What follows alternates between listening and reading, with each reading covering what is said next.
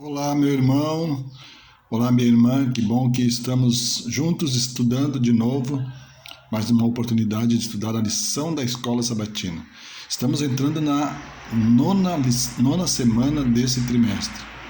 E essa semana nós vamos continuar estudando temas que são ligados ao nosso ser, como na nossa vida, nossa morte e eternidade.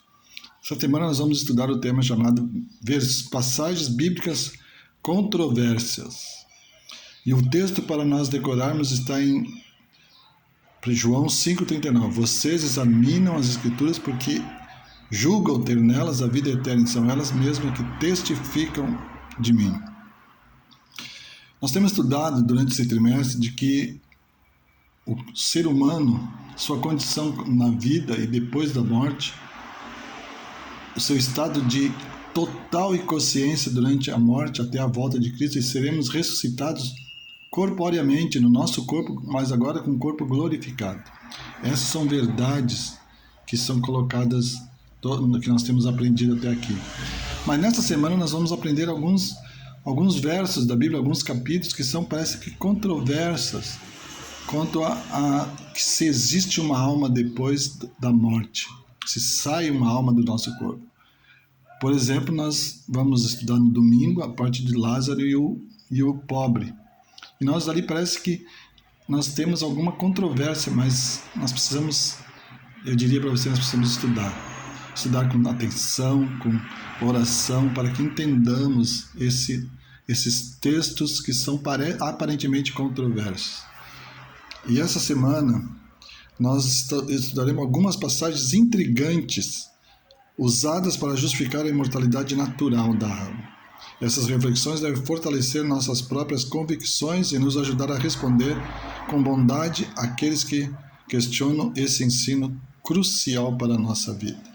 Portanto, querido irmão, querida irmã, não deixe de estudar a lição nessa semana. Será uma lição muito interessante, que vai nos trazer muita sabedoria, muito entendimento sobre esse tema. Por favor, dedique um tempo durante essa semana para estudar a lição da Escola Sabatina. 20 minutos, meia hora, você consegue estudar o texto, consegue fazer algumas reflexões e consegue colocar isso em prática. Deus o abençoe e que tenhamos uma semana muito abençoada. Amém.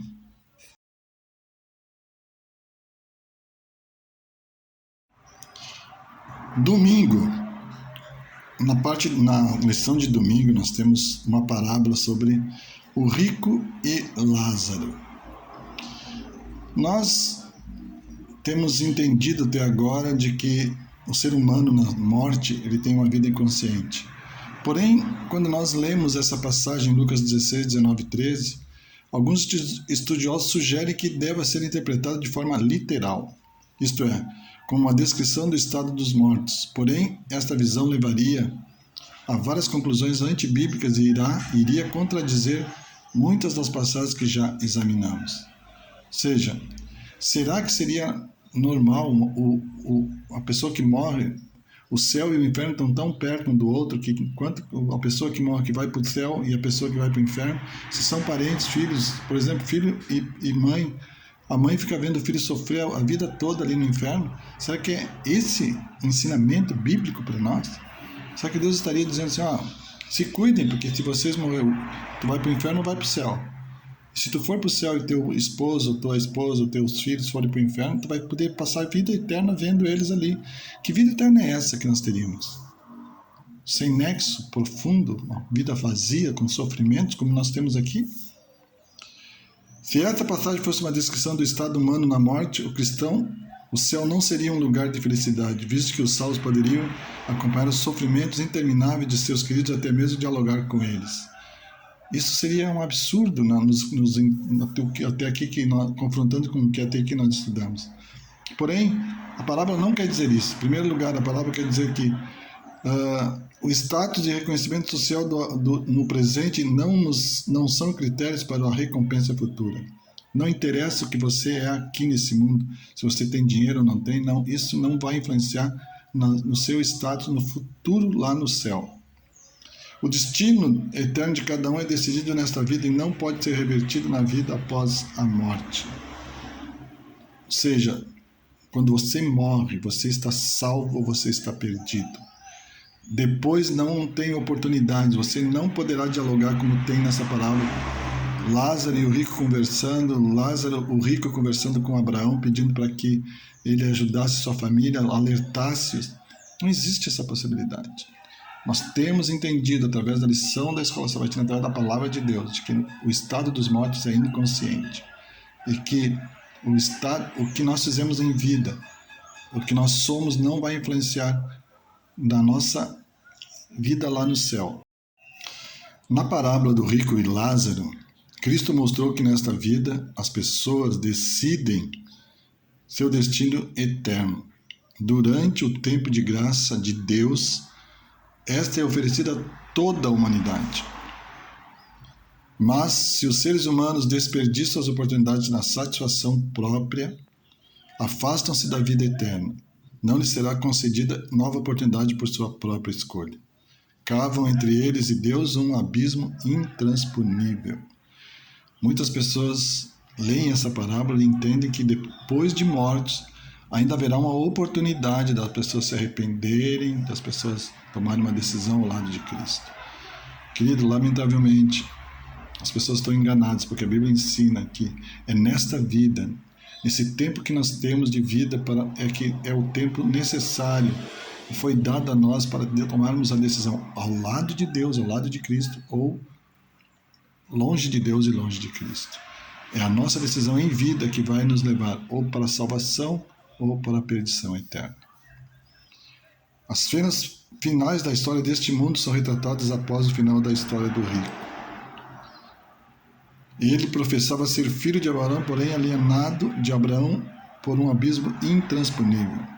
Porque enquanto vivo esse homem aqui retratado como rico, não se preocupou em ajudar ninguém, não era caridoso, não era amável, não era gentil, viveu às custas do dinheiro e do prazer.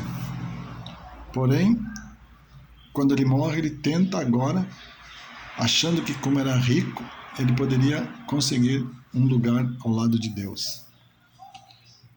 Abraão servia a Deus segundo a sua palavra com fé e obediência, mas o rico não pensava em Deus nem nas carências da humanidade sofredora. O grande abismo posto entre ele e Abraão era o abismo de desobediência. Precisamos tomar uma decisão em vida para que quando morrermos, a Bíblia ensina assim, quando morrermos, estaremos salvos ou estaremos perdidos. Irmão querido, hoje é a oportunidade para que você possa tomar a decisão ao lado de Deus ou longe de Deus. Que você possa usar esse tempo que você tem de vida antes que a porta da graça se feche, para se entregar completamente a Cristo, se preparando, buscando uma entrega total e absoluta nas mãos de Cristo. Que Deus te abençoe e abençoe a todos nós. É a minha oração por mim e por vós. Amém. Olá! No estudo dessa semana estaremos falando sobre textos que geram interpretações, talvez polêmicas e difíceis. Mas o objetivo aqui é demonstrar o real sentido de determinadas passagens. E agora nós vamos ver aquela passagem que diz assim: hoje, comigo no paraíso. Lá em Lucas 23, 43, nós temos o ladrão, um dos ladrões crucificados ao lado de Jesus, no qual Jesus teria direcionado para ele as seguintes palavras. Acompanhe comigo os Lucas 23, 43, que diz assim: Jesus lhe respondeu, em verdade te digo que hoje estarás comigo no paraíso. É claro que uma leitura rápida e direta nós temos a conotação, a interpretação de que esta pessoa estava ao lado de Jesus, estaria com ele naquele dia já no paraíso. Mas, se formos considerar todas as expressões e todos os textos relacionados à ida para o céu, à ida para um ambiente perfeito, ocorre em um determinado período e não de forma imediata dentro desse contexto. É claro que a interpretação adequada acompanhe comigo. Jesus respondeu: em verdade te digo, hoje estarás comigo no paraíso. Ou seja, Jesus, eu te digo hoje que você vai estar no paraíso. Ou seja, Jesus deu a garantia de salvação para ele, que ele estaria no paraíso, mas não que estaria naquele dia. No momento adequado, no momento da ressurreição dos justos, ele faria parte, ele estaria presente. É claro que também nós não podemos deixar de levar em consideração o contexto ideológico de quem escreveu, o contexto interpretativo, a sua visão de fé, a sua visão de ressurreição, a sua visão de paraíso. Pense com muito carinho nisso. Próximo tema de estudo: partir e estar com Cristo. A alegação de Paulo, que manifestou o desejo de encerrar o ciclo de sua existência e estar com Cristo, ele é claro no texto, mas nós temos que admitir que o limite temporal existente entre o seu desejo e o ocorrer estar com Cristo não significa que, ao morrer imediatamente, ele estaria com Cristo. Vejamos o conteúdo do texto nas Escrituras, que está lá em Filipenses, capítulo 1, verso 23. Acompanhe comigo. Ora, de um lado estou constrangido, preste atenção agora, tendo desejo de partir e estar com Cristo, o que é incomparavelmente melhor. É muito importante essa sequência do texto, porque quando ele diz incomparavelmente melhor, ele está se referindo a esta vida, a essa jornada existencial, que envolve sofrimento, angústia, mágoa, desilusões e toda espécie de constrangimento que desanima o ser humano. E Paulo deseja aqui: quero deixar esta vida porque quando eu morrer, eu tenho a certeza de que o meu Salvador, ele vive e eu estarei com ele. Não que isso significasse que imediatamente estaria ao lado de Cristo, mas que a sequência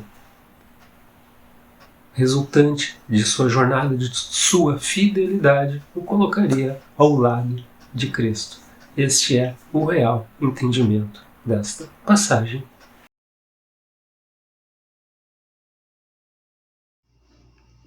Tópico desta lição: pregando aos espíritos na prisão. Você acha que isso teria acontecido, Cristo ter pregado aos mortos na prisão? O que você acha? Comentaristas que creem na imortalidade da alma, por exemplo, apontam que Cristo pregou aos espíritos na prisão. Agora, essa teoria contradiz totalmente o ensino bíblico de que os mortos permanecem inconscientes na sepultura até a ressurreição final. Também não faz sentido sugerir que Cristo tivesse pregado aos anjos caídos que foram desobedientes nos dias de Noé. Você veja aí que nós estamos falando lá então nos dias de Noé, não é isso? A pregação para os antediluvianos, né, foi realizada por Noé, que foi instruído, né, por Deus e se tornou pregador da justiça. Você está entendendo até aqui? Para seus contemporâneos, e ele não usou e fez que nem Pedro, né? Ele não argumentou nada, enfatizando o que significa o estado dos mortos. Não, ele apenas pregou a mensagem orientada por Deus para os antediluvianos, né? O que justifica, inclusive, a nossa resposta que a lição nos faz, perguntando assim: como Cristo pregou aos espíritos em prisão nos dias de Noé. Ora, como eu falei para você, é antibíblico isso. Então, Cristo pregou apenas para os impenitentes antediluvianos, mesmo assim, por meio de Noé. Claro, instruído por Deus, né? Foi pregado por Noé aos anjos caídos e impenitentes antediluvianos. Então, irmãos, nada de Jesus pregar aos mortos. Mais um tópico para você, meu irmão e minha irmã. Almas debaixo do altar. Como as almas dos mártires choram debaixo do altar. Ora, se você for lá no livro de Apocalipse, ali quando é aberto o 5º selo, do capítulo 6, dos versículos 6, do versículo 9 a 11, vocês poderão ver que essas almas ou esses mártires são vistos embaixo, sob o altar, clamando por vingança. Por quê? Por terem sido martirizados em nome de Deus. Agora, as almas dos mártires foram vistas metaforicamente, tá certo? Debaixo do altar, clamando a Deus por vingança. E tem uma explicação por que metaforicamente. Porque se as almas ali não fosse visto no sentido de simbologia, né, ao considerá-lo de forma literal, seria necessário concluir que os mártires não estivessem ou não estão contentes no céu, pois clamam por vingança. Ora, se eles estão no céu, não teria por que clamar por vingança. Mas a visão não foi para mim, a visão foi para João. E João escreveu lá que as almas desses mártires foram vistos simbolicamente. Então é preciso que você busque lá no capítulo 6 do Apocalipse, dos versos 9 a 11, e você vai se inteirar um pouco melhor dessa situação e, quem sabe, tirar as suas conclusões, né, irmão? Ore antes de ler esse capítulo e esses versículos, porque são interessantíssimos para o seu e para o meu conhecimento. Amém? Um bom estudo para você, uma boa semana. Fique na paz de Deus. Amém? Fazendo o encerramento do nosso estudo, nós temos que ter em mente que um texto controverso que nos leve a nos distanciar do conceito original da palavra de Deus, ele deve ser avaliado com muito carinho. Os cristãos, é claro que se deparam com dificuldades de expressar o entendimento muitas vezes, e isso pode gerar ridicularização, pode gerar hostilidade, pode gerar rejeição da palavra de Deus. Mas lembre-se que jamais um texto que se desvia do seu modo interpretativo pode comprometer toda uma estrutura que demonstra a ressurreição, que demonstra a salvação através de Jesus Cristo. Devemos ter em mente que jamais um texto colocará abaixo centenas de outros textos que correspondem àquele determinado tema. Peça a Deus, através do seu Santo Espírito, que ilumine a sua mente e que lhe dê o discernimento adequado para compreender e desfrutar da real e maravilhosa promessa de Deus através de Jesus Cristo e a sua capacidade de nos fornecer vida eterna. Nos encontramos na próxima semana. Até lá. Tchau, tchau. Obrigado, Pai, pela preciosidade de Tua palavra, pelos evangelhos que apresentam Jesus como Senhor e Salvador de nossa vida, nosso libertador. Que vivamos essa mensagem no dia a dia, influenciando outros a Te conhecer cada vez mais. Por favor, em nome de Jesus. Amém.